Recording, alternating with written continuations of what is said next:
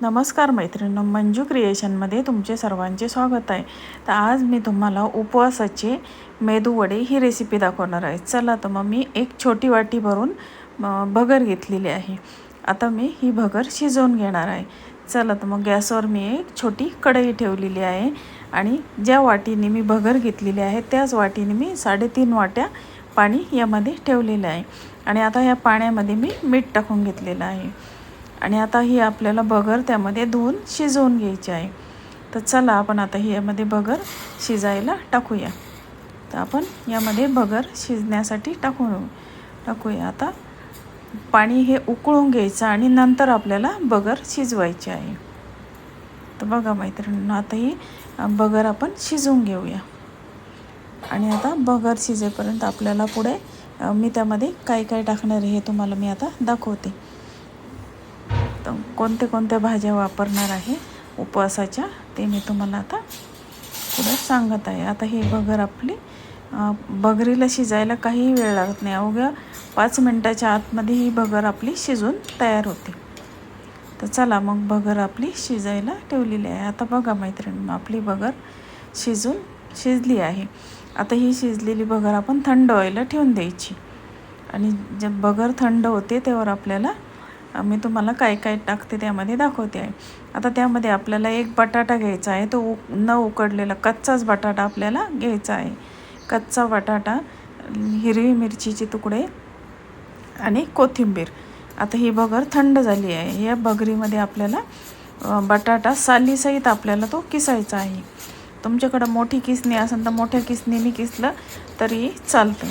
तर बघा मैत्रिणींनो, आता आपण हा बटाटा यामध्ये मी किसून घेत आहे आणि बटाटा किसून घेत आहे. आता आपला हा बटाटा किसून झालेला आहे. आणि आता यामध्ये आपल्याला मिरची, कोथिंबीर आणि तुम्हाला जर आवडत असतील तर त्यामध्ये नारळाचे बारीक बारीक काप करून टाकले तरी चालतात. तर बघा आपण आता यामध्ये हिरवी मिरची आणि कोथिंबीर आणि बटाटा एवढं टाकून घेतलं आहे. आणि हे सर्व, आणि आता मीठ टाकायची गरज नाही कारण आपण भगरीमध्ये मीठ टाकून घेतलेलं आहे. आणि आता हे सर्व आपण व्यवस्थित असे एकजीव करून घेऊया. आणि अशा प्रकारे आपण त्याचा गोळा तयार करून घ्यायचा.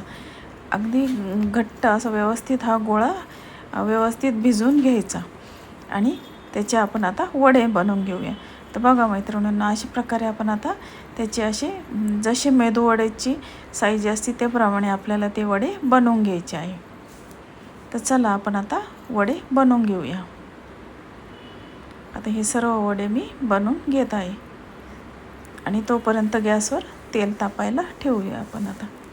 आता हे सर्व वडे मी बनवून घेत आहे. आपल्याला उपवासाची भगर खिचडी खाऊन खूप कंटाळा येतो. मग हे अशा प्रकारे जर आपण काही वेगळं करून खाल्लं तर आपल्याला पोटभरीचं पण होतं आणि तेच खायचा कंटाळा पण येतो. तर बघा आता आपण यामध्ये मी शेंगादाणा तेल वापरलेलं आहे. तुम्हाला जर तुपात आवडत असेल तर तुम्ही तुपातसुद्धा ते तळू शकता. आता हे वडे तेल आपलं गरम झालं आहे. आता त्यामध्ये आपण वडे टाकून घेऊया आणि अगदी मंद गॅसवर ते वडे आपल्याला खरपूस होईपर्यंत तळून घ्यायचे आहे. सुरुवातीला गॅस मोठा ठेवायचा आणि वडे टाकल्यानंतर तो गॅस बारीक करायचा. आणि तोपर्यंत आपण आता शेंगादाण्याची चटणी करून घेऊया. तर बघा मैत्रिणींनो, मी आता हे शेंगादाणे अर्धा तास आधी भिजत ठेवले होते. आणि आता त्यामध्ये आपल्याला मिरच्या आणि कोथिंबीर आणि मीठ आणि थोडेसे जिरे, मिरच्या, कोथिंबीर, मीठ आणि जिरे टाकून आपल्याला ही उपवासाची चटणी बनवून घ्यायची आहे. चला तर मग आपण आता ही उपवासाची चटणी बनवून घेऊया. मेदूवड्याबरोबर खायला आपल्याला ही मी चटणी बनवत आहे.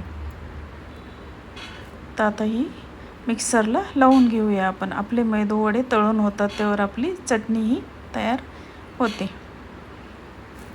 तर बघा मैत्रिणींनो, तुम्हाला ही रेसिपी कशी वाटली? तुम्हाला जर आवडली असेल तर माझ्या चॅनलला लाईक, शेअर आणि सबस्क्राईब जरूर करा.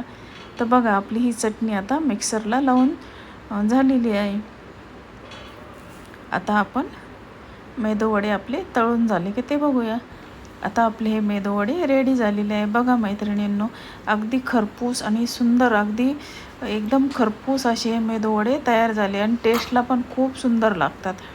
तर तुम्हीसुद्धा हे उपवासाला नक्की करून बघा. अशा प्रकारे आता आपली ही मेदूवडा आणि चटणी मी एका प्लेटमध्ये सर्व केलेली आहे.